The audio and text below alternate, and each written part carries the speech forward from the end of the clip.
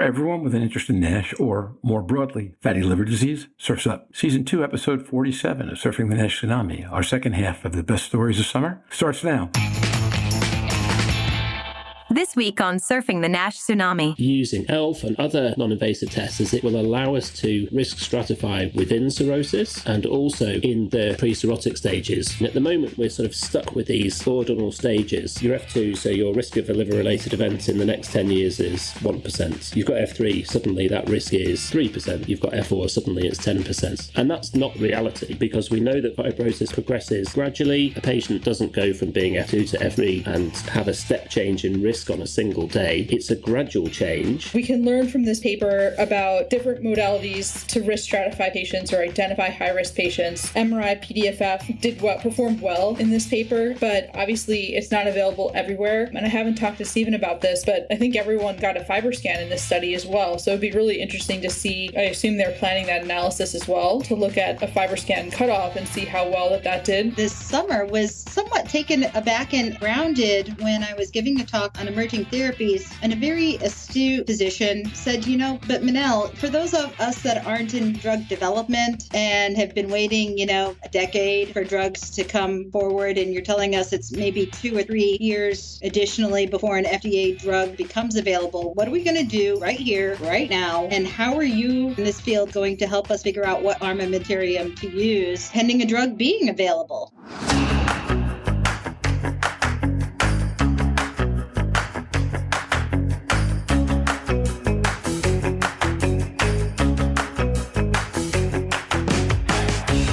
Every week, a global community of fatty liver disease stakeholders comes together to explore the most important challenges in diagnosing, treating, and developing medications for patients with fatty liver diseases. Join liver wellness advocate Louise Campbell and pricing and forecasting guru Roger Green as they interview key opinion leaders Drs. Ian Rowe, Michelle Long, Mazen Nuruddin, and Manal Abdelmalek, as each one identifies what they consider the most important issues of the last few months. This week on Surfing the NASH Tsunami.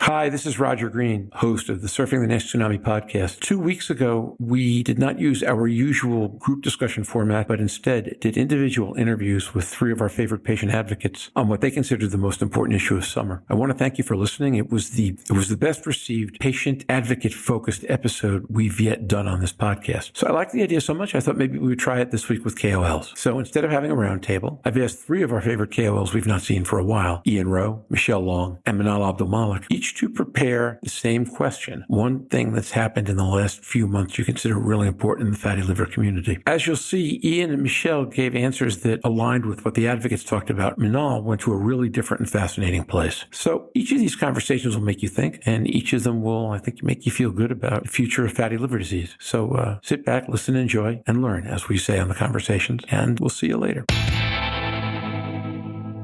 2 weeks ago, we did this with patients and patient advocates, Wayne Eskridge, Tony Vigliotti, Donna Cryer, and we got the largest audience we've ever gotten for a patient-focused issue, which I thought was really interesting. So we felt we'd come back this week and try it again with some of our KOL friends, and we'll be speaking this week with Ian Rowe, Michelle Long, and Manal Abdelmalek, and it's kind of the same idea. One interesting story of the last 6 months, except we're going to treat this a little more like a typical episode. So after I say hi to Louise and Ian, hey Louise. Hi everybody. Ian, how are you doing today? I'm good, thank you, Roger. Pleasure to be here as always. Okay, good. So we're going to do icebreakers. Who wants to go first? I'll jump in first and I'll leave the rest to Ian. I spent a very pleasant week with my parents, driving them around the Isle of Man. I think I claimed neutrality before in an episode, being Manx, and therefore, like Switzerland, we're in the middle of everything. My mother is Manx, so we were visiting family, graves, you name it. We were doing every single road on the Isle of Man in a week. It was very lovely. It was very nice. And for anybody who knows the Isle of Man, we did say good day to the little people every time we went across the fairy bridge. Excellent. Top that, Ian. I didn't think there was anything new I had left to learn about Louise, but that certainly has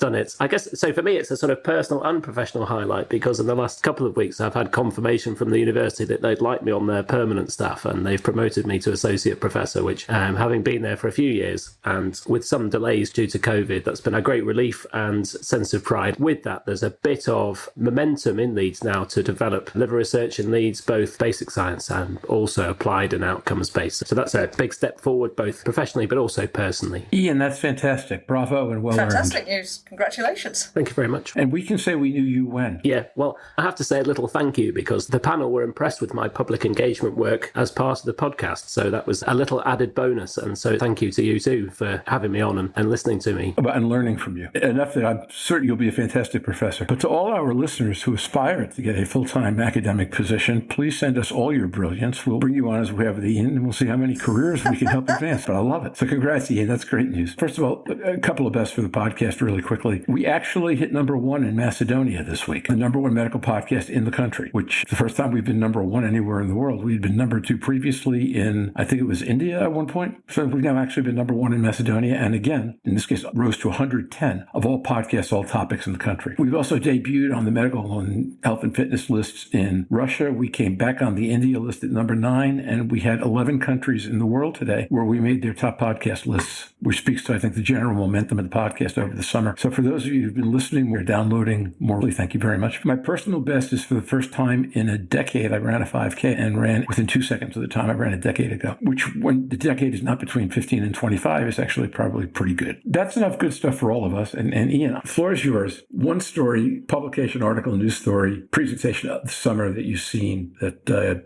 you think is really important in the fatty liver community. Now I'm an academic, I can not choose papers. The thing that really caught my attention was about the FDA approvals of ELF, so the blood test for fibrosis. And one of the things that often surprises me is the way that systems develop in parallel and at different speeds, and that's often governed by regulatory differences. And we've had ELF available for use in the UK for 5 years, routinely, and for longer than that as a research tool. We've used ELF quite a bit in Leeds, and it's been useful, and it'll be really interesting to see how it's rolled out in the US, because there are distinct advantages in the way that it can be deployed, because it's blood-based, it's quick, and I would say relatively easy, because you get a single number back at the end of it, which allows you to provide some interpretation of the patient's future risk of liver-related events. The other thing that it led me to do was to just go digging around a bit on the FDA website in the biomarker qualification program, and you can begin to see there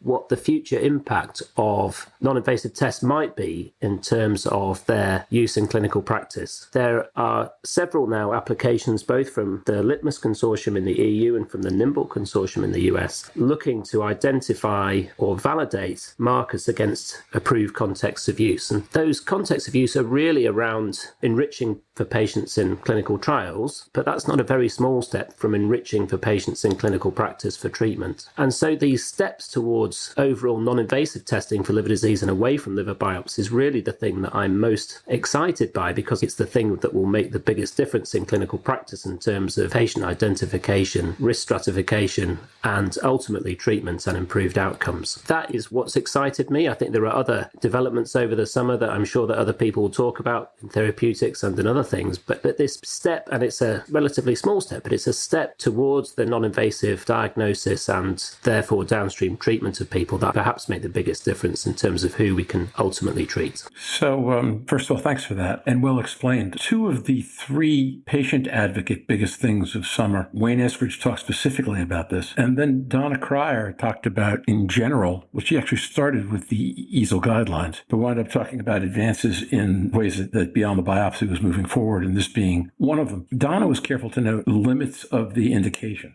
that the FDA granted. But what I'm struck by is that indication plays well against the comment that you made, because they're talking about prognostic for cirrhosis, right? So if the biggest problem in clinical practice right now is, can we find people who are just pre-cirrhotic or clearly on a fast path to a bad place, and we can sort them out, that's probably the place where we can have the greatest impact on the economics and quality of life of the disease at a per patient level in one shot. Yeah, so cirrhosis and people who are at imminent risk of events is where treatment today stands the chance of having the greatest impact. And I'd be a bit surprised if nobody talked about fructofurmin in one of the other episodes, because that's a treatment where there is potential to see benefit in the short term with treatment reduction of reducing progression of cirrhosis and reduction of clinical events in a short and very clinically meaningful time frame. One of the things about using ELF and other non-invasive tests is it will allow us to risk stratify within cirrhosis and also in the pre-cirrhotic stages, F2, F3 and into F4. And by that I mean at the moment we're sort of stuck with these ordinal stages. Your F2, so your risk of a liver-related event in the next 10 years is 1%, for instance. You've got F3, suddenly that risk is 3%. You've got F4, suddenly it's 10%. And that's not the reality, because we know that fibrosis progresses gradually. A patient doesn't go from being F2 to F3 and have a step change in risk on a single day. It's a gradual change, and these biomarkers that have a continuous scale, ELF, FibroScan, MRE, all of them really, that gives you the chance to give better, clearer prognostication across a continuous scale. It's not 1%, it's 2.5% versus 5% versus 7 versus 10 versus 15. That's where the real value of the non-invasive test will be above biopsy, because they'll give a much clearer idea of what's likely to happen to the patient in a probabilistic sense. If I take 100 patients like you, I know that 30 of them this year will experience X, or 10 of you will experience Y. And that's where the cardiologists are and have been for a long time now, framing and risk indices, the ASCVD calculators, and they give you that risk and they show what the impact of treatment might be through modification of that risk. Whereas with cirrhosis and F3, it's almost binary. It's this risk or that risk. Having a much clearer idea about risk would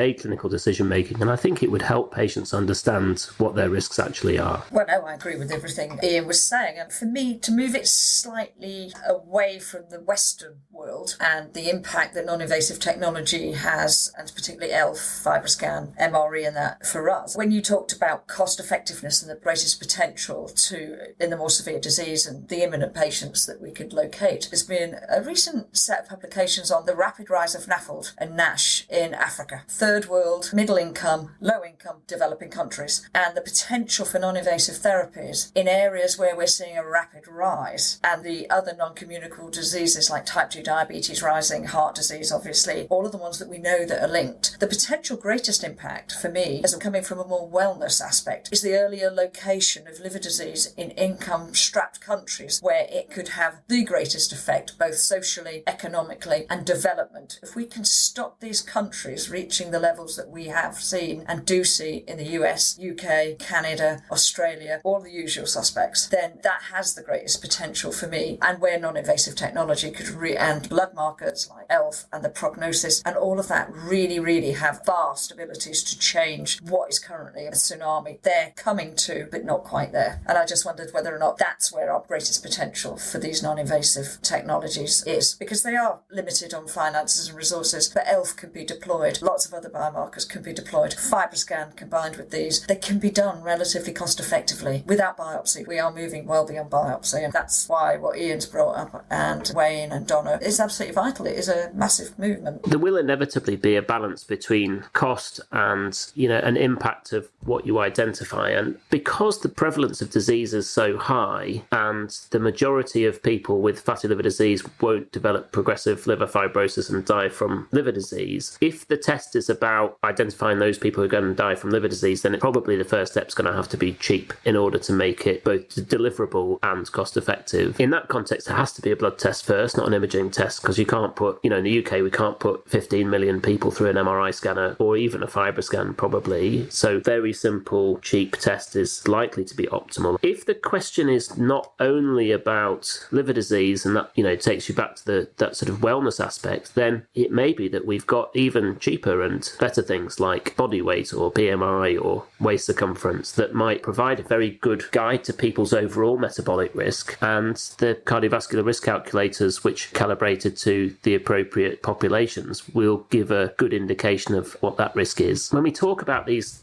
tests, we have to be clear what it is that we're trying to do, what it is we're trying to prevent, and how we're going to impact the patient. Remaining unanswered question about what telling people about their fibrosis severity means to them, and at what point that information meaningfully impacts on behaviour change. And we see patients in clinic where the information definitely impacts patients, but we also see patients where it doesn't. I saw a man today in a post-transplant clinic who the light bulb moment for him was not abnormalities in his liver, in his liver blood tests after transplant. The light bulb moment was going to his mother's house, standing on her scales because she'd said to him, "You don't look well, you've put on a lot of weight." And that was what it took for him. And that understanding between individuals what it's going to take to make the difference is a big missing piece in our jigsaw. Louise has observed more times than I've got fingers and toes on this podcast that one of the nice things about FibroScan is that visual finding, being able to show people pictures, has an impact that you tend not to have when you can't show pictures. So this isn't that, right? These are numbers. They're blood-based numbers. However, if you then had to take the next step, Ian, and you didn't have the good fortune of having mom saying, "Get on the scale, son, you don't look good," what within your armamentarium of tests and tools do you think would have the greatest probability of helping that patient understand their problem? And Louise, same question to you. I think we can learn from what other people are doing in terms of risk prediction and risk communication. So the idea that you could provide a more bespoke risk estimate to a patient based on a ELF or transient elastography value gives that opportunity to put that result in context. And we know now that presenting that information graphically in terms of the number of people who are going to be impacted, good outcome, bad outcome, hopefully in the future of those people with a predicted bad outcome, what's going to be changed with treatment. We know that that helps people understand what the risk to them is, and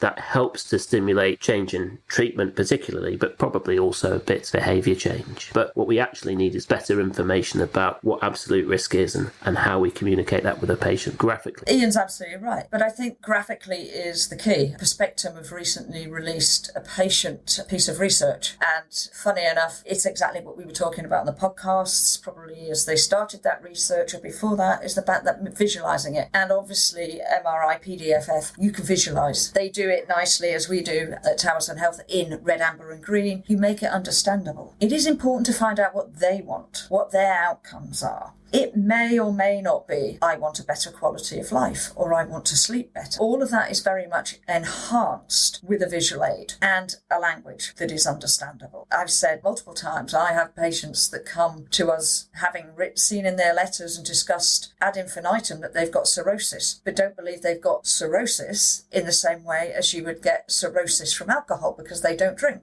So it's education about the presentation, the symptoms, how they're going to affect you. And visualization, the advantage that I have being able to do FibroScans so regularly on people is they get immediate responses. They get to see it and they get to see the alteration that a small change can make very quickly. And once you see small changes, even over a couple of weeks, you get motivation. They know that you can achieve something. My husband managed to defat his liver. He dropped sugar. He didn't drop weight, but he changed diet context. He improved the quality of diet and actually dropped his CAP score by about 40 over a couple of weeks, just on dropping sugar. He's a phenotype that responds to sugar very quickly and not. And the fact that you could do that within a couple of weeks of changing that diet without seeing massive weight loss actually motivated him to continue. And then the next scan. So where I'm in that luxurious position, I can do that. A lot of healthcare, they don't have the time. Post-COVID, we have long lists. It's very, very difficult. Stephen has said it before, that if you don't catch somebody within the first 3 months of trying to change the behaviour, to give motivation and reinforcement, it's actually very difficult to sustain. But with FibroScan, with PDFF, with MRE, with all of these new visual diagnostics, it's great because patients actually can see the internal change and they really respond to that. So it's very much listening to and engaging with that patient. You'll find the right lever in 99.9% of people. And as Ian says, that light bulb moment, it's about persistence, about staying engaged with that patient and staying engaged. It can take years to get that light bulb moment. But if you're always there, they start to trust you, and that's really, really important. One of the pieces of work that I'm proud of, which doesn't really show our carers in a great light, is about patients' understanding of cirrhosis. And these are patients who are coming to our medical clinic before we had a nurse-led cirrhosis clinic, and very few of them really understood what was going on. They didn't know why they were having the tests, but they were coming for them.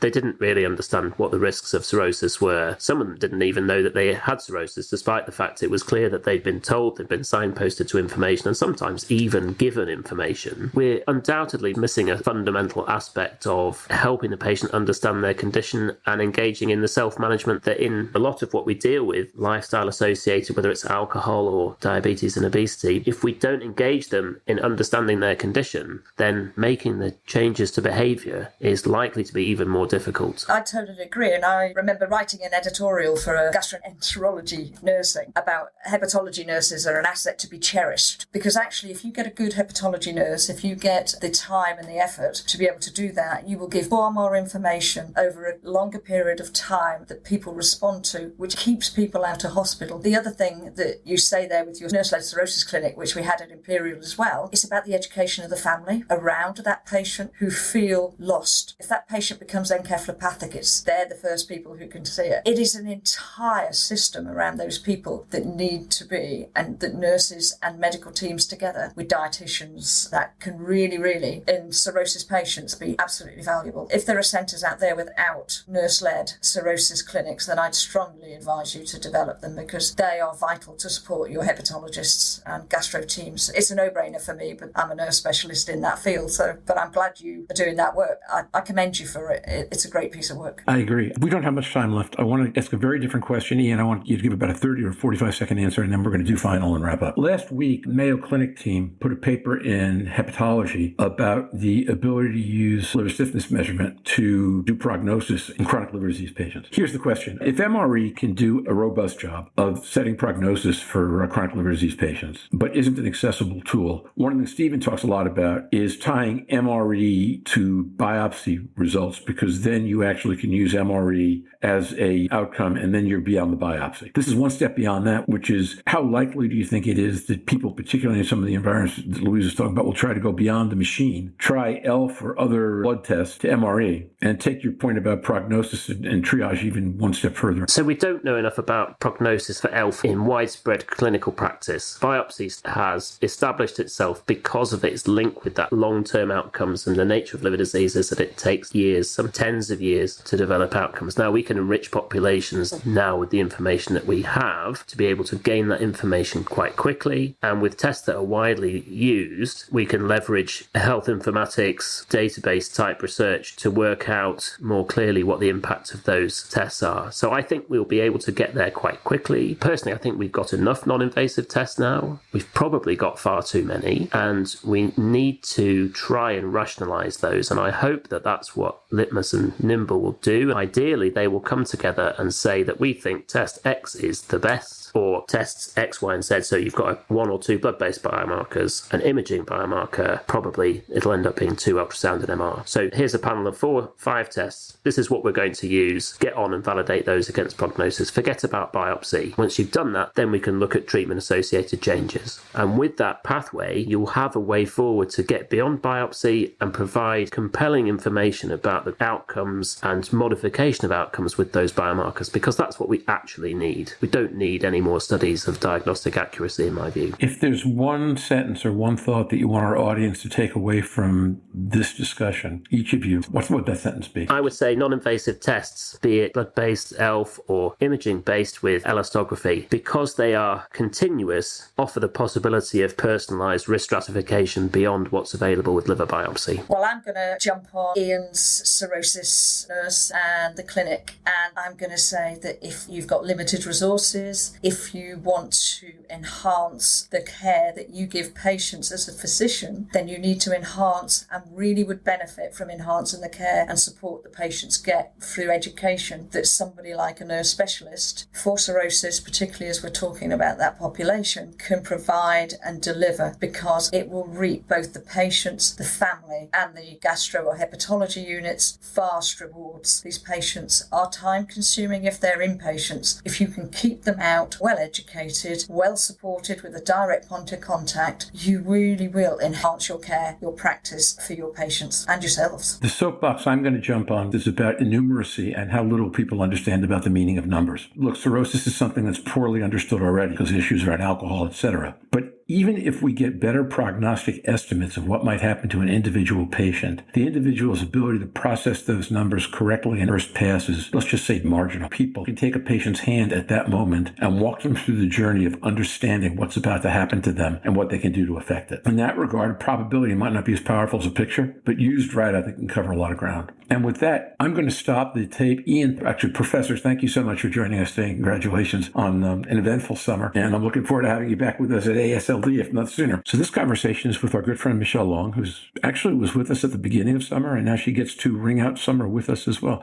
Michelle, how are you today? I'm doing great. How are you doing, Roger? I'm doing fine, and Louise is still here. Louise, you were doing great 45 minutes ago. I'm hoping you still are. I'm absolutely fabulous now. Now, Louise and I are to attest because we're going to do the typical icebreaker, but we just did that with Ian Rowe 45 minutes ago, so now we have to come up with backup good news. For that reason, Michelle, I'm going to ask you to go first. One good thing has happened in the last couple of weeks. Great. Well, I have a milestone birthday coming up this year, and as a treat to myself, I've been training for a adventure weekend, which I'll be going to this upcoming weekend with two very dear friends, going to Zion National Park in southern Utah. And in the ultimate irony, as I was exercising and getting ready for this milestone birthday, I injured myself like any budding 40-year-old would do. But good news is that I'm feeling better and I'm ready to go, and very excited to spend some time in southern Utah, which is one of my favorite places in the U.S. Fantastic. I suppose I would have to say as a second best was my A team, which is Liverpool, beating my B team, which is my husband's A team, Crystal Palace 3-0. But Crystal Palace actually playing very well at Anfield. Although it's the one fixture, either way at Anfield or at Sellers Park, that my husband and I, one of us is not going to be as happy as the other. We both quite enjoyed this one, but I came out victorious again. So that's my other happy moment of the week. My happiest moment might actually be that Louise didn't mention how badly Crystal Palace beat Tottenham, which was kind of like a drum. Tottenham plays tomorrow, by the way, which is why I couldn't track their score. I'd forgotten about that one. Can I re-record my favourite? No, we've not been good. I said this already, but I'm going to say it again. Michelle, we actually yesterday made top of the charts, top medical podcast in Macedonia for a day. We're number 2 today. We were number 1 yesterday. Nice. But we've never been number 1 anywhere, even for a day. And today, I think we're in the top 10 in 3 countries and on the charts at 11. I was chatting with a friend of mine who is a blues artist who said the reason to do a Christmas album pre-Christmas is to get on Billboard, so you got bragging rights for life if you can get it out. So I think being number 1 in Macedonia is going to be our bragging right for at least a year, or until we become number 1 somewhere else. And with that, Michelle, we're looking for stories about things that happened in summer that you think are really important for fatty liver community. Dive in. Where do you want to take us on today? Well, Roger, as you know, I'm an epidemiologist, so I was really excited to see the paper from Stephen Harrison and Naim Alkhouri on the prospective evaluation of the prevalence of fatty liver disease and NASH, an unselected middle-aged cohort. This is really exciting because we have such limited data, in particular on NASH. So it was really nice to see this well-done cohort come out that had a lot of really rich information, and I think we can take away a lot of important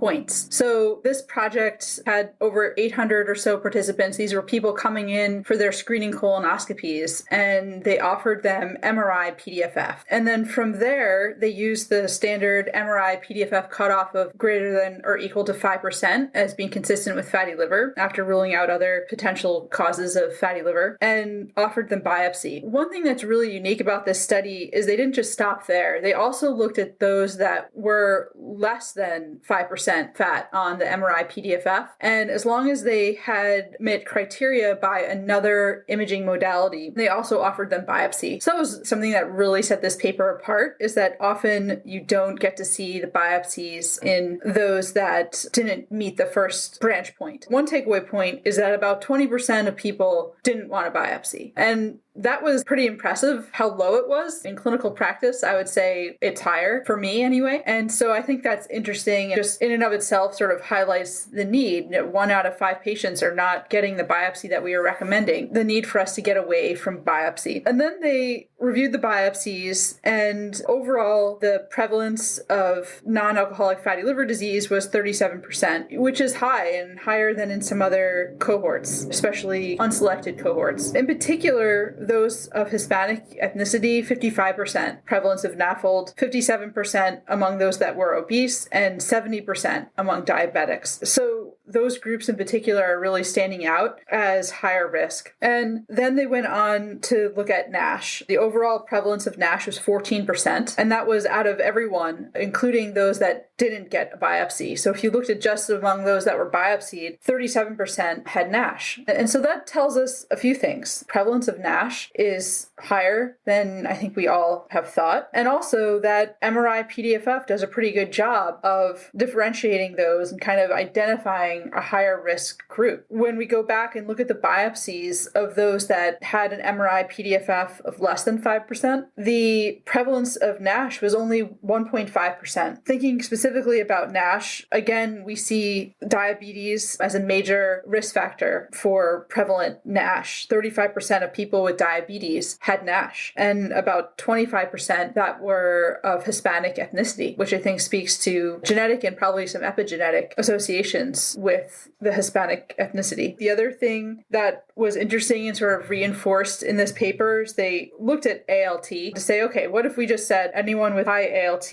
what happened to them? How good was that at being able to identify NASH? And about 30% of those that had an ALT that was less than 40 still had NASH. So ALT is really not very good at identifying those that are higher risk. And even if we use the more conservative ALT cutoff of 19 and 30, it's still about 20% of people still had NASH, even if they were below those ALT thresholds for women and men. The bottom line is that we need better tools to identify high-risk patients. MRI-PDFF did a nice job in this paper. And not only that, but I think we get a better picture of the prevalence of NASH in an unselected population that I think will help us understand the burden of disease that we're dealing with here. Thanks, Michelle. Yeah, that is a fantastic paper. We did an episode on that. And actually, Tony Vigliotti, 2 weeks ago in the patient advocate version of this, he's also heavily about epidemiology, pointed out the same paper. He paired it with a paper I've been trying to find from Hepatology Communications about levels of awareness that suggested that you had single-digit levels of awareness of what we were talking about here, of NAFLD. But what was interesting in that paper, and I don't remember how they did the analysis, but they went through an NHANES database,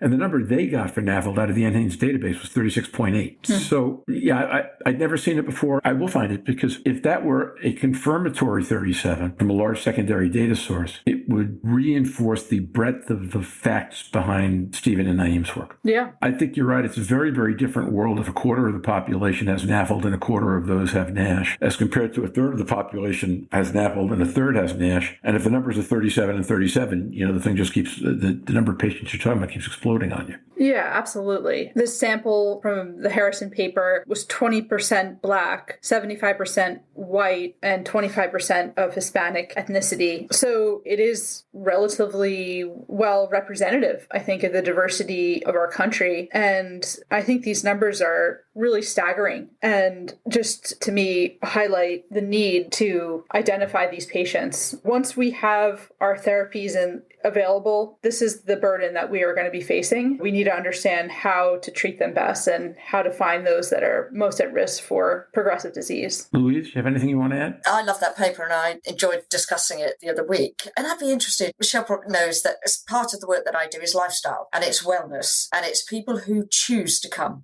for a scan with no known history, they're not there. And I reviewed 58 of those patients because I've just brought up the data here. And of those 58 people who had their baseline scan, 16 were female, 18 were male in the steatosis. And I was mainly interested in the CAP. Nobody had NASH. So for me, it was the level of steatosis on the meta-analysis grading by EchoSense, which is anything above 249, 248 they use as. Below that is safe and above. So I'm using their guidelines. But overall, we got 41% of those patients had grade 1 steatosis or higher. And these are people who had no reason. They're just lifestyle. So I wonder whether or not, if we were to do more generic incidents, and yes, there will be higher alcohol intake in some of those than not, but that general concept of how people just lead their general lives, if we say 41% of all people walking through the door actually have steatosis, they may or may not go on to get NASH, but you're going to be able to follow them to see. But also,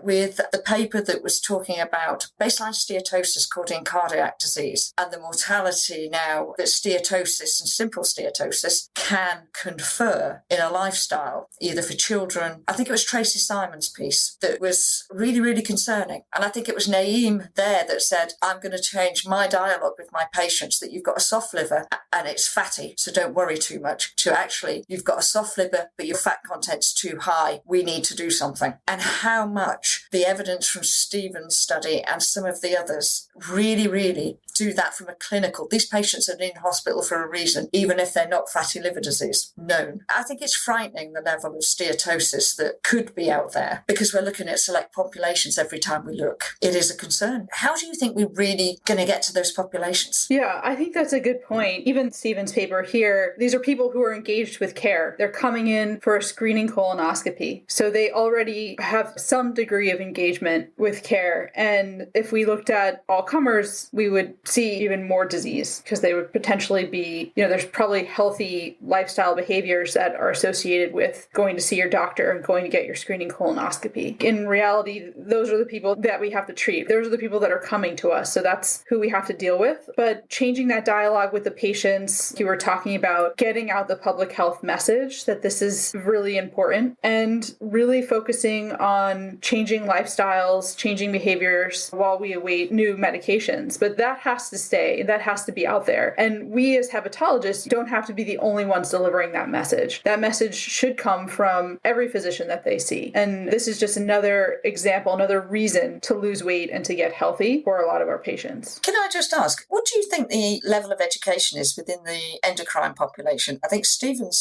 you quoted 35% of those with type 2 diabetes had a problem. I just generally don't feel the level of education going in endocrinology is high enough for patients. I don't see it in the patient charities. I don't see it on their websites. I don't see that general discussion because it appears to be stigmatized within their own population. And yet liver disease is a really big cause of mortality now in that group. Yeah, absolutely. That's an easy place to start. And we have, in at least the U.S. Diabetes Association guidelines really do support even screening for fatty liver. They're pretty aggressive about that, recognizing that people living with diabetes are a higher risk group. But there are patients that have diabetes and their providers may be overwhelmed with taking care of their diabetes and they may not be thinking about it. This is something that I feel very strongly about. This is some of the work that I'm doing at Boston University is to try to address these knowledge gaps in providers as well, to try and improve adherence to those guidelines and of risk stratification for high-risk patients, particularly those with diabetes. So I'm with you. I really don't think that the education is there either from the provider standpoint or from the patient standpoint. So then, of course, the question is, so what changes that, right? Someone I was talking with today or yesterday made the comment that SGLT2s start going generic in 3 to 5 years, and that at that point they will become what metformin became when it went generic, which is a first-line therapy for an awful lot of patients. And that has obviously impact on liver, which means, and kidney, which means it has impact on the whole metabolic chain. So that's one thing. If semaglutide is one of the earlier agents to get approved, obviously that will have impact as well because Novo comes through that door. I guess I'm wondering what we can do today to make that happen. Mindful of the idea that insulin sensitization is a large part of the transition from NAFLD to NASH. I wonder if there's something in all this that we can be doing now to motivate. Don't know, just asking. Yeah, I wish I had an answer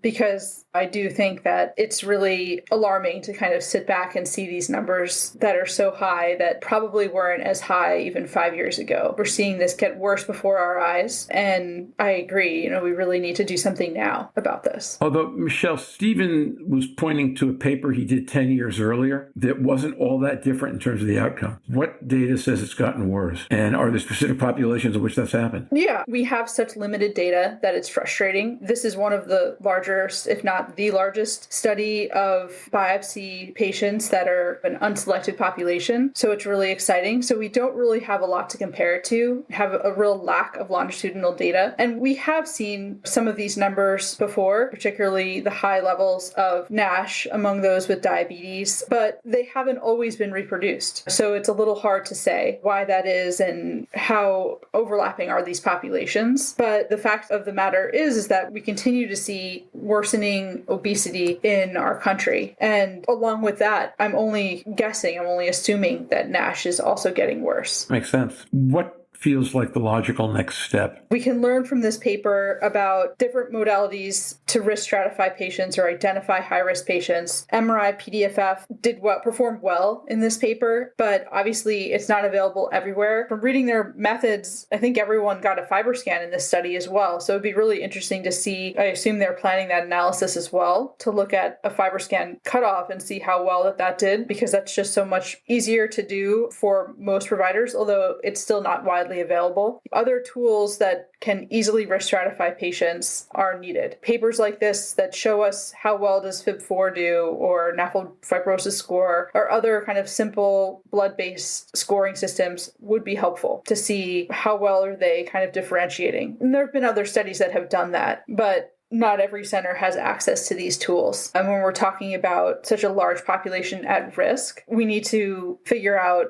a way to make risk stratification accessible to our patients across care access. And that's still an outstanding challenge. Louise, how do we address that challenge, do you think? Well, there's an easy question to answer at this time of night.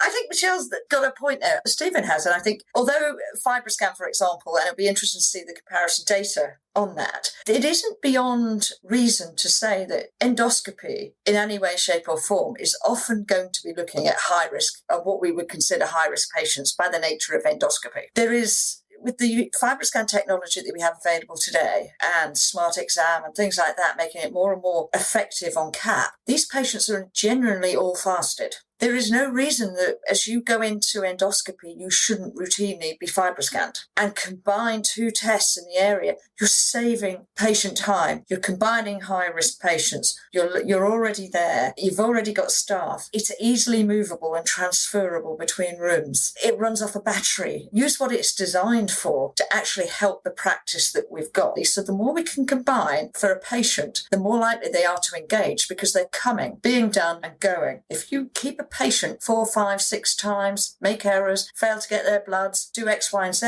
they disengage. So the more we can do in the areas that we have high risk patients at the same time would be a great thing. And if you can combine somebody from endocrinology and hepatology all coming into the same environment and combine our tests, which is the big advantage of not silo healthcare, because we know healthcare is very siloed. We need to be more savvy, because patients will disengage and we're losing them. And those patients who disengage are at risk. So there's things we can put in. It's not just endoscopy. Postmenopausal women are now the biggest cause of liver transplantation in that age group is fatty liver disease. I'm not aware yet that we screen women who become menopausal and then postmenopausal fatty liver disease. So there are things that we can do with higher risk populations that we need to just be a little bit more creative and inventive. Stephen's study showed how it can be done in an endoscopy environment with high risk patients. That's interesting, because one of the things I think about when you talk about menopausal, postmenopausal women is that they may be slightly easier to reach and educate than some of the other population segments we talked about. Low-lying fruit has 2 benefits. Number 1 is it starts to solve the problem, and number 2 is it motivates people to do what's harder. So that's really an interesting place to address the issue. Well, Stephen goes on about podiatry as well. They're all prescribing antifungals for God knows what. Mm-hmm. So we can be inventive, but at the moment we're quite constrained as to where we see liver disease. And being a liver nurse, I've actually gone to liver health rather than liver disease. A lot of people do not need to get liver disease if we address liver health. That's just where I'm trying to come from both sides, I suppose. Yeah, that makes sense. Although going back to the epidemiology side of things and the number side of things, which is where I live, if 38% of the population has this problem, that means a decent chunk of just about everybody. So in a lower incidence subpopulation, you're down to 20 or 25. Well, that's we thought 25 was a big number when we thought that was the total population. Exactly. Okay, as we get to the half-hour mark, which we just kind of slid past neatly, Michelle, one thought you would like listeners to take away from this conversation that they can do something with. Thinking about which patients are at high risk, whether they're coming in to see you for diabetes care, liver health, cardiovascular disease, whatever the reason why you're seeing patients, thinking about fatty liver as an important condition that could potentially be impacting our patients, thinking about persons with diabetes or who are obese or perhaps who are of Hispanic ethnicity, that they may be higher risk, and remembering that simple things like ALT are really not sufficient to risk stratify patients. So you have to be deliberate about evaluating the liver using more sophisticated tools, whether that be imaging or some blood-based markers that we have, like FIB4, things like that. That's a good point. I have a fantasy that we can teach a cadre of word police to hang out in physician offices all over America and fine people $20 when they use the word liver function test to define ALT and AST as compared to liver enzymes. I think that would be a huge start. And the money could actually be donated to screening patients, figuring out who has fatty liver disease, right? So that would be a win-win. I guess my takeaway, first of all, is we can't ever get complacent about the urgency of this issue because of the population size we're talking about, number one. But number two, I like Louise's comment that if we think about the patient groups differently, we might find targets that are easier to address that we've not thought of. And then, Michelle, finally, to go back to the point you just made, if we're going to go to the obvious targets, we need to figure out how to address them in ways that are culturally appropriate. I'm not going to go into detail on this because I don't know the details, but one of the classic health communication stories in the U.S. in the last quarter of the 20th century was Hispanic women and mammography, where it took them a long time to figure out how to make the message fit with the woman's life, which is don't make it about the woman, make it about everyone who depends on her. We need to think about how to make this effort affirmative and not threatening to the things people love and hold dear. So thank you for a great conversation, and good luck on your sentinel birthday and getting through everything you want to do in southern Utah. And I look forward to seeing you soon. Great. Stay safe. Yeah. And don't get injured. No more injuries. Yeah. Thank you. For our third and final conversation of this week's episode, we're back with our friend Naim Alkhouri, who we've not seen for a couple of months, few months maybe even. Hey, Manal, how you doing today? I'm doing great, Roger. Thank you for having me back. So we're also happy to see Manal, that I can't tell whether Louise or Manal has a bigger smile right now, but it's competitive and they're both huge. We both have good smiles. Yeah, both have lovely smiles. I always love Manal when she comes on. Always funny. Yes, I agree. So let's just dive right in, okay? Icebreakers. Manal, one good thing that's happened in the last week or two that you want to share with our audience? Well, one good thing that's happened in the last week or two, I have succumbed to the challenges of planning my daughter's 13th birthday party. Not young enough to do what we typically did and not quite old enough to do anything else. So I'm kind of in a black box with 13, but we're moving on. So it's been a lot of fun, watching kids grow up, and landmark birthday for my daughter. So without giving too much away, is there anything special going on at the party that she won't know about because she doesn't listen to this podcast? Is there? She practically planned this on her own. Made it easy for me. A little go-karting, a little horseback riding, a few nice, meals in between. A whole day's event, I guess. Mom's just a tag along. Can I come? It sounds fantastic. I'm right there with you. Go-karting, horseback riding. How do you do better than that? That sounds like a fantastic day. Sounds like a good day. It sounds great. Okay. So, Louise, what do you have since yesterday? Well, I'm going to go with the one that, just to wind you up, that I didn't use, that I could have used, that you didn't want me to use, which was the fact that Crystal Palace beat Tottenham 3-0. So, back to the old she said. Manal, Roger said he was happy that I didn't choose that one as one of my ones yesterday, so I get the ability to do it today.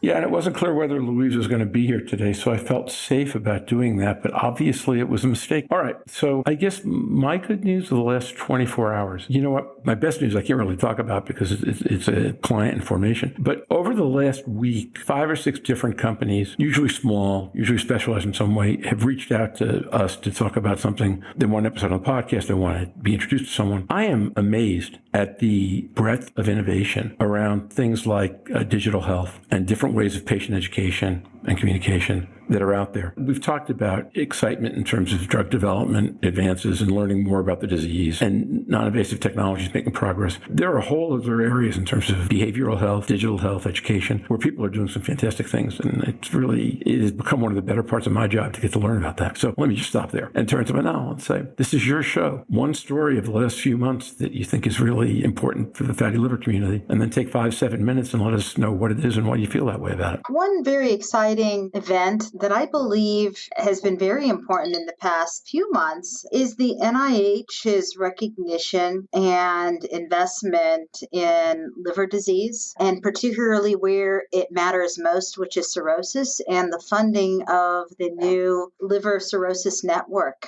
Now, this is a beautiful transition from the investment that was initially made as a consortium with the non-alcoholic steatohepatitis clinical research network, when there was a time where there was no drugs in drug development for fatty liver disease at all. And it started off with the PIVN study and then followed up with the Flint study. And we then had a complete enrichment of new compounds and this emerging wave of drug development in fatty liver disease. We are most challenged, of course, is this arena of increasing prevalence of patients with cirrhosis and advanced liver disease. We have had, sadly, many promising compounds potentially fail in making any impact on primary endpoints in advanced liver disease, whether that be F3 or F4. And in recognition of this significant public health need, the NIAAA, NIDDK, and NCI kind of came together and funded what is now a consortia of centers across the country who will be completely immersed in studying cirrhosis of all types, the natural history, formulating a database, evaluating biomarkers, risk factors, and even conducting together a consortia-wide trial using statins as potentially repurposed drug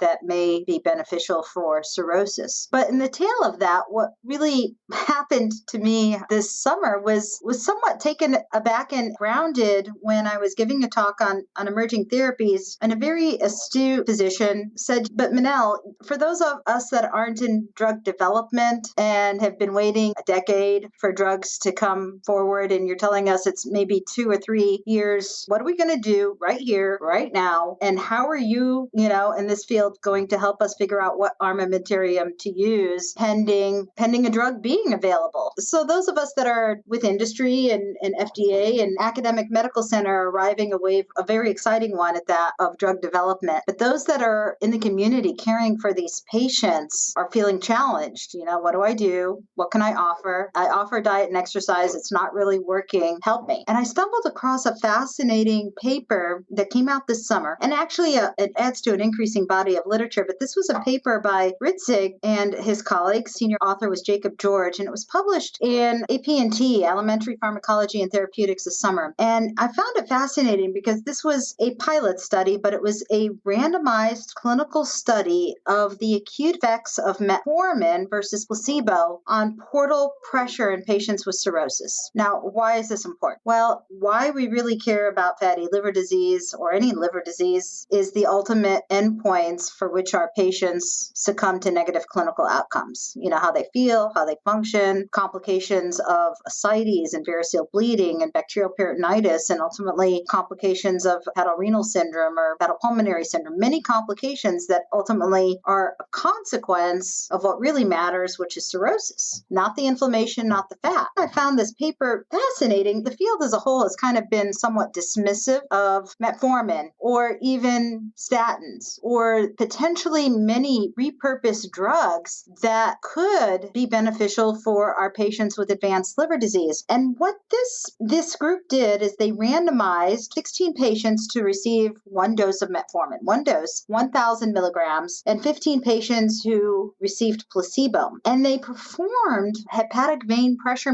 measurements, catheterizations, to measure hepatic venous pressure gradient and indocyanine green infusion, which is a surrogate of liver function. And what was fascinating is that they actually demonstrated a clinically significant improvement in hepatic venous pressure gradient in 46% of those that received 1,000 milligrams of metformin at 90 minutes compared to placebo, for which there was no change in portal pressure. Not only was there a decrease in portal pressure in a good proportion of patients below 12 millimeters of mercury, which is what we define as clinically significant portal hypertension, or 20% reduction in the portal pressure. So 46% of patients who received this metformin had a significant drop in portal pressure compared to 8% in patients who received a placebo, without any other alterations in blood pressure, hemodynamics, or intolerances. So even a drug like metformin may have secondary benefits benefits beyond improvements in fatty liver alone. And what this brought into light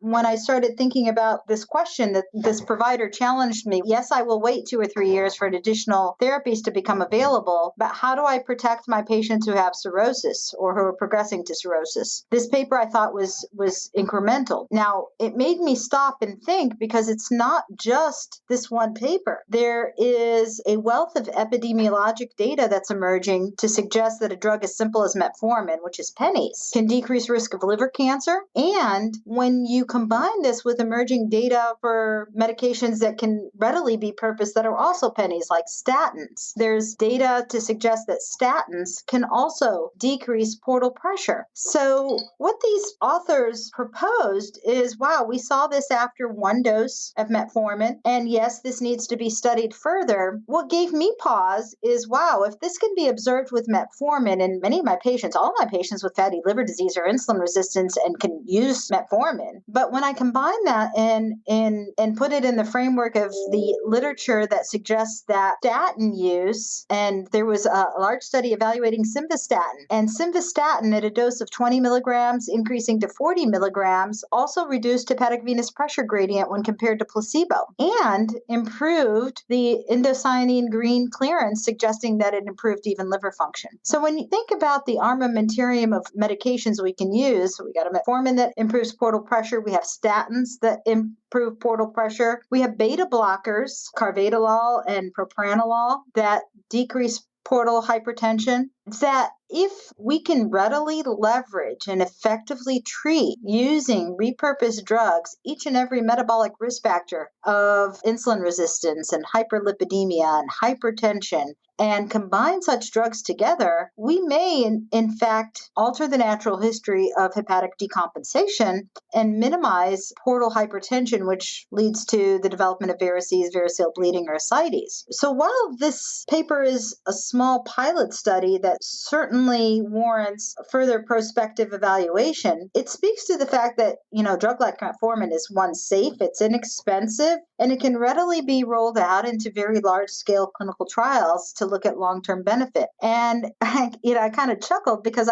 I said, well, yeah, I could potentially make the perfect drug for NAFLD and NASH. I would put in this drug, a little statin, a little beta blocker, a little aspirin, and potentially a little metformin. And if combined all together, can we, in fact, get a drug that decreases the risk of hepatic decompensation? I mean, people can live and die with cirrhosis in and of itself, but they have negative clinical outcomes, not related to the fibrosis itself, but related to the consequences that come downstream of that, the alterations in vascular remodeling and endothelial function. And so if we can prevent those hemodynamic alterations, we can actually decrease morbidity and mortality from cirrhosis. So it really made me think about how we can empower our providers while we continue moving the drug development landscape forward such that they feel that they can offer their patients something right here, right now, in the absence of an FDA-approved drug.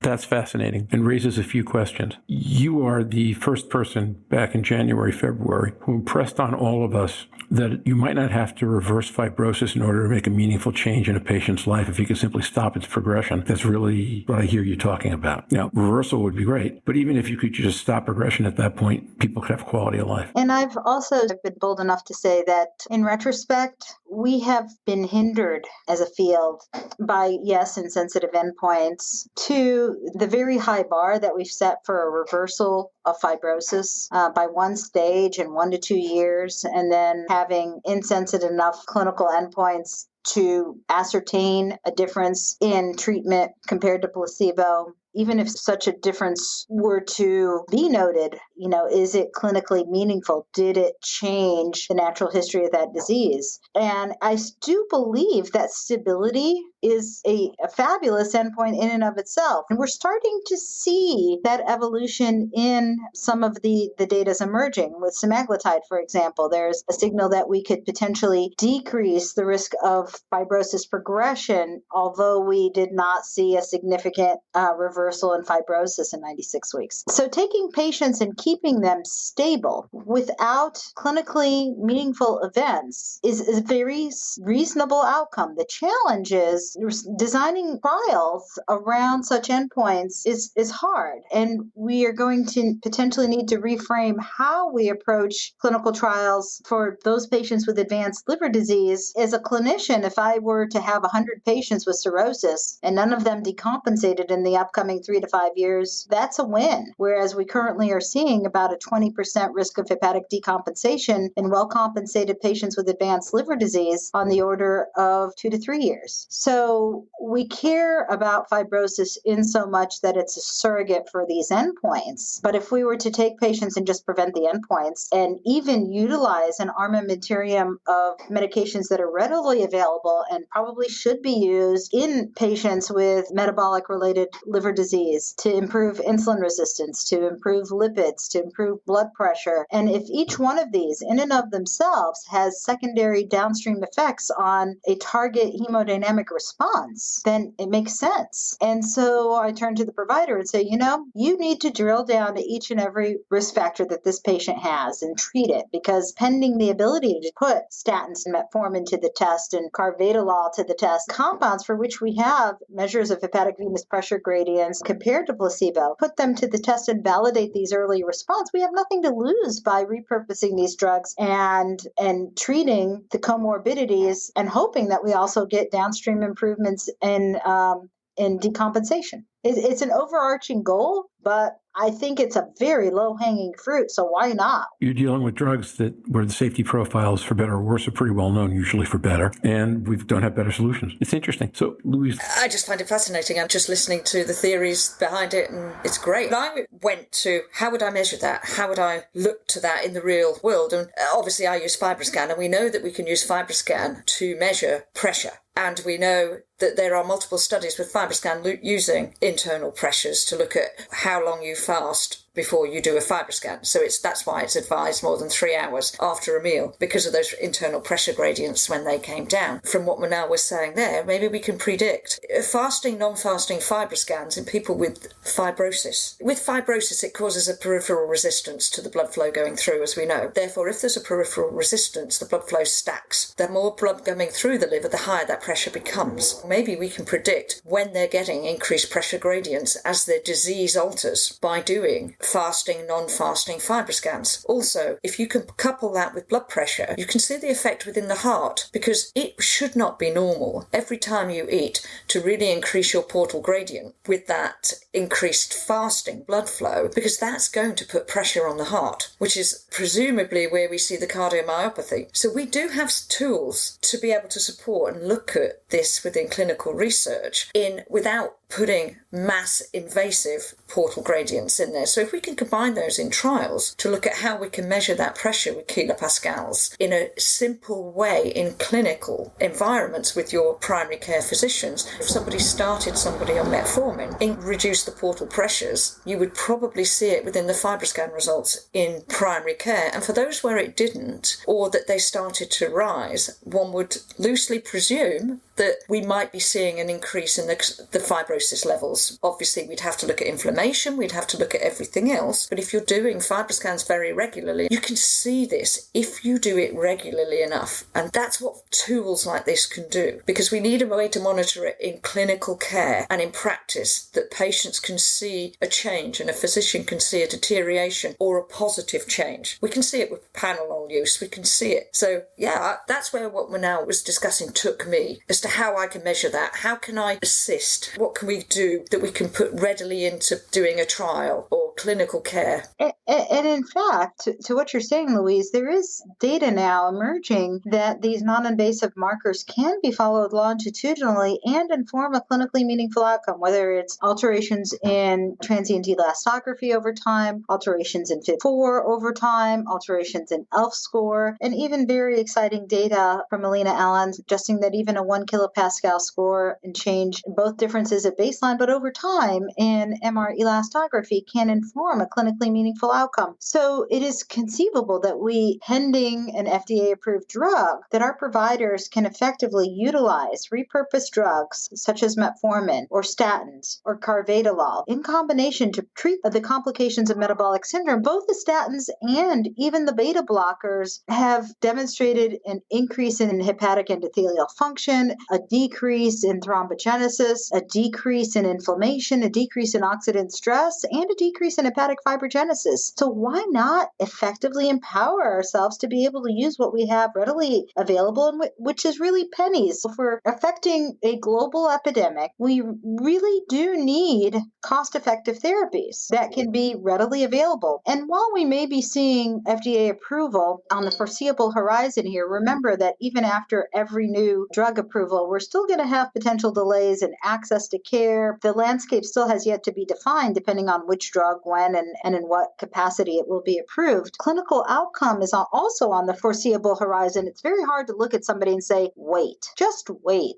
How long can you possibly say that to somebody who knows that they have cirrhosis? Wait and do what? It's a point of contention and frustration. It doesn't really go over very well. But I think as this exciting data accrues, both with statins and with metformin and with beta blockers or even ARBs and ACE inhibitors, for which we're seeing an effect in animal models on fibrogenesis, we should use these drugs to our empowerment to be able to concomitantly treat our patients who have an indication for their use. And I do believe that the funding of the Cirrhosis Consortia is going to propel us forward in our understanding of this advanced liver disease and how to approach our patients in such a manner that we can have evidence-based medicine to inform our decisions and our approach to their care, not only with fatty liver disease, but with other forms of advanced liver disease as well. So let me pull on a couple, as we get towards a half an hour, let me pull on a couple small threads here and see what comes out. Right? Thread number one, what percentage of your patients with advanced fibrosis or compensated cirrhosis are currently taking statins, would you guess? Sadly, too low a percentage. Well, actually, the funny thing is that's not a bad answer given what this conversation has said, right? Yeah. The bad answer is everybody. No. We pooled our use of statins here at a big academic tertiary medical center, and in our liver clinic, it was only about 30%. And across many other liver clinics at tertiary medical center, it's typically around 25 to no more than 40%. There's the concern of use of statins in patients with chronic liver disease. Those concerns have been kind of debunked, but we have to make a prudent push to put our patients back on statins who can otherwise tolerate them and use them, and to re-educate providers to feel no reservations for using statins in patients with pre-existing elevation of liver aminotransferases. And in fact, there's data that it may actually improve liver enzymes. So sadly, even at an ivory tower institution, the broad use of statins in patients with fatty liver disease and even other forms of chronic liver disease is relatively low. So we can increase that substantially. So I often find myself putting patients on statins and sending them back to their doctors with reassurance. How about metformin?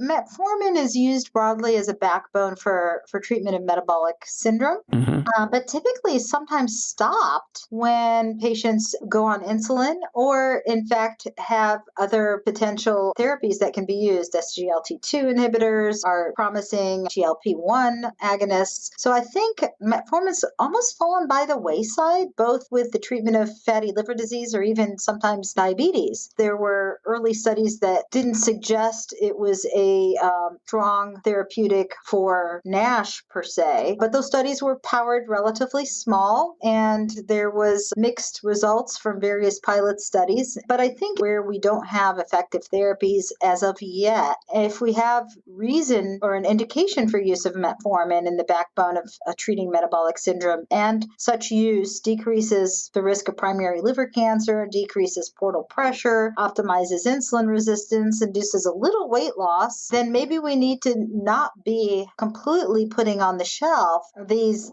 long-term therapies that may be oldies, but yet have some hidden goodies in them too. So I love this conversation, in part because I'm a big fan of counterintuitive thinking by nature, and in part because as we progress, we learn things differently than we knew them before. So it's entirely possible even that the way we thought about the disease 10 years ago, 15 years ago, would have made it less likely for us to value the level of benefit that you can get from a metformin or from a statin, right? We were looking for bigger hits, and we thought we were going to get more dramatic drugs. This has been, it's great. It's counterintuitive. It's practical. You could do it tomorrow, and it deals with patients who need help. Louise, do you have anything you want to add before we go to final question? The only thing I had to add was that when Manal was describing, I put a bit of metformin here, I put a bit of this there, I did think a cauldron and dipping it all in.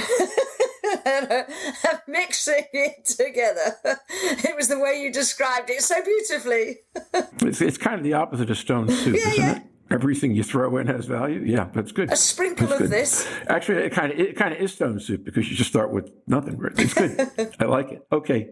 Closing question. One thing a listener should take away from this conversation. As I was reading the literature and reflecting on this portal hypertension and cirrhosis, I came across a beautiful review by Dr. Jamie Bosch, who I admire. He's a brilliant man and has really contributed significantly to this field in his profession. And he wrote something in this editorial that I'll leave your listeners with. And this isn't just for any listener, but he was reflecting on the field, and his review was actually published in February 2020 in Clinical Liver Disease, and it was entitled Portal Hypertension and Cirrhosis from Evolving Concepts to Better Therapies. And he ends this commentary with an old Danish proverb, and I won't read it in Danish, but it's translated to be, "It is difficult to make predictions, especially about the future." But Dr. Bosch goes on to say, "But in this field, the sky is not covered by stormy clouds. On the contrary, it looks like a clear summer night with a myriad of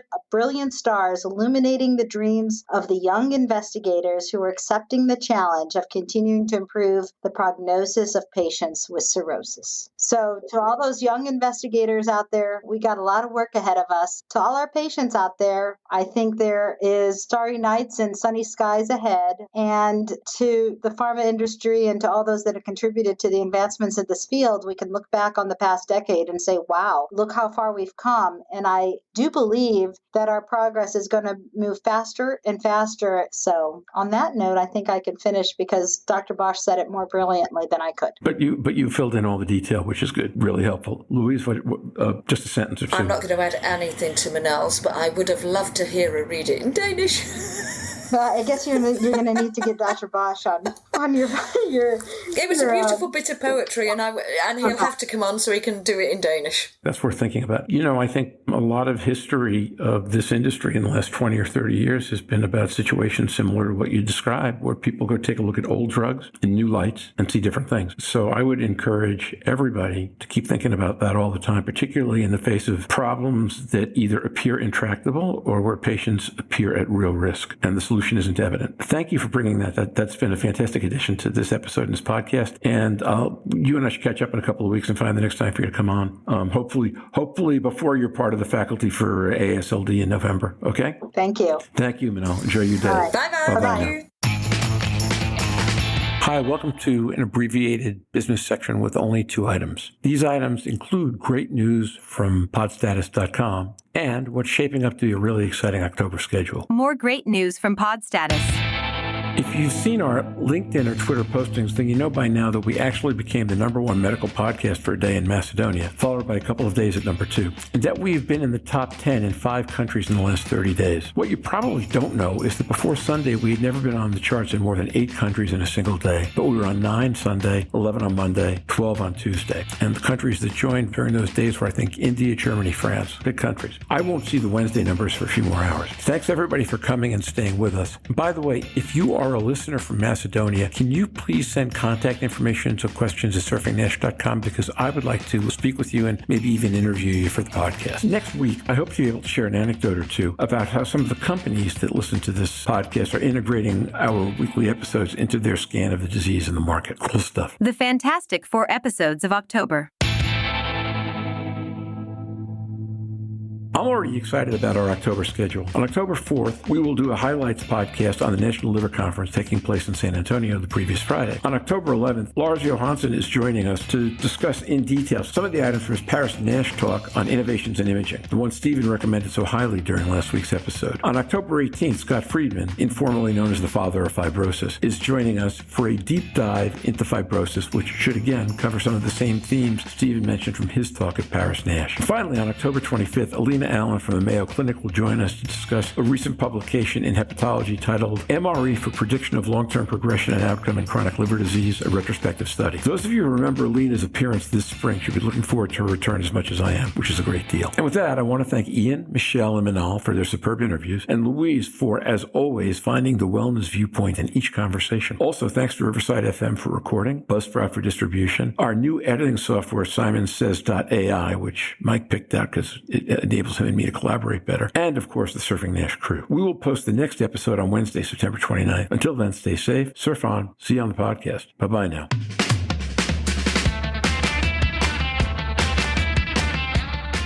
Have any questions for the surfers? You can send them to surfingnash.com and we will answer on the podcast or the website.